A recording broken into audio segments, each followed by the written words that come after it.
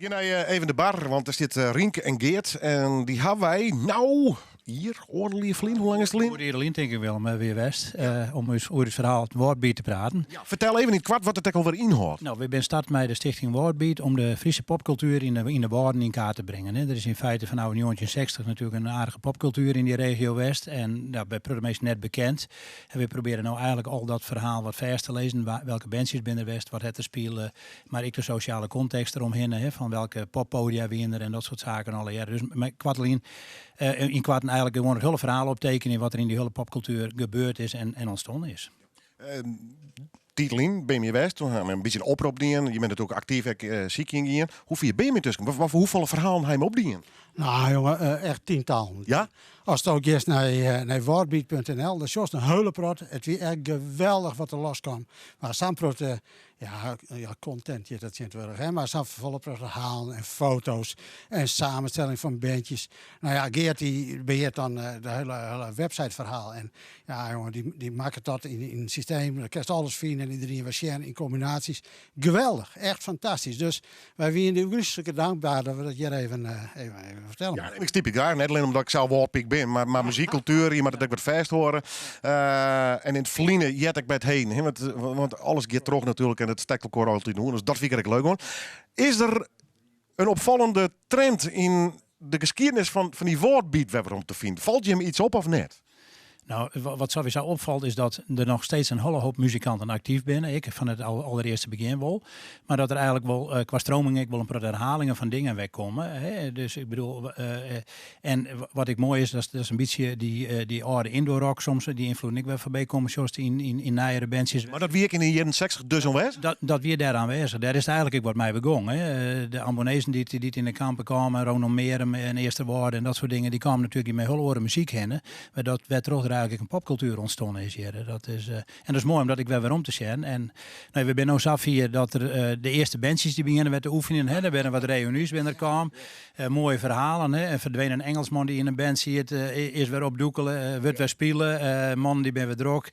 Nou, en ik ben bandje van de eerste oeren. Die het bijna compleet binnen. En soms moet het hier en daar noodgedwongen wel eens even aanvuld worden. Hè. Dat is het leden net al je touw natuurlijk om het complete meidje. En uiteindelijk ben we nu zelf hier dat wij in november, 12 november, in samenwerking met Poppodium Iduna het festival Local Heroes organiseren gaan. Dus we willen eigenlijk proberen om daar de sfeerbeelden, hè, want we hebben het oude kader van 1960 tot 1990, maar eigenlijk heel die periode in fases deel te zetten, dat is een sfeerbeleving hesten, muziek erbij, mode erbij, dat soort dingen alle jaren.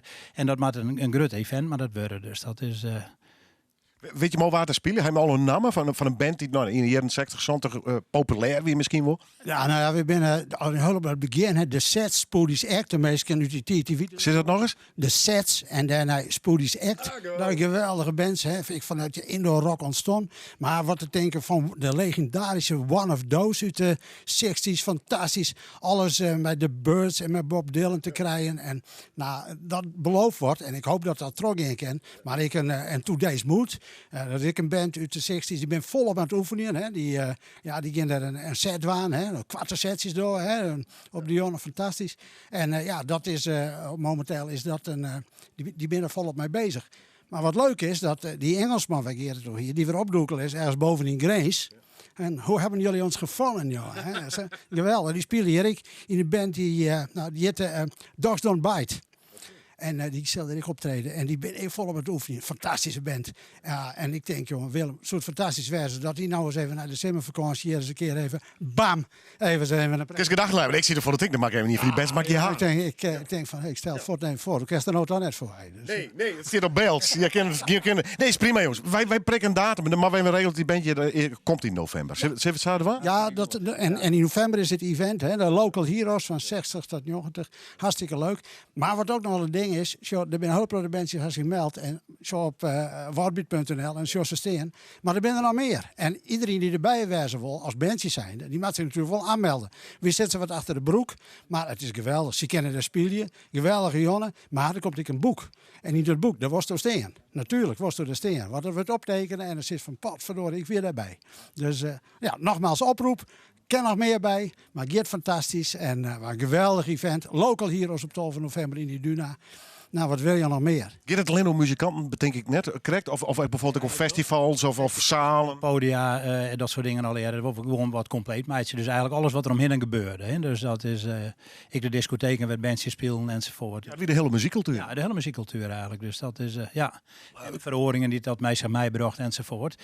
Mooi anders staan we overigens ik nog op de Jong van Pijen in Drachten. Met een informatiestand. Dus muzikanten die het materiaal kunnen ze direct melden. En uiteraard kunnen ze natuurlijk op de website kunnen ze zich aanmelden. We tekenen de verhalen graag op om het zo compleet mogelijk te maken. Woordbeat.nl. Fantastisch. Succes. Dankjewel. En dat stiert je, november. En als je hem nog oproepen, dan kom je hem van tevoren nog maar eens even doen. Yes, doe we zeker. We houden contact. Bij deze heren. Dankjewel. Goed.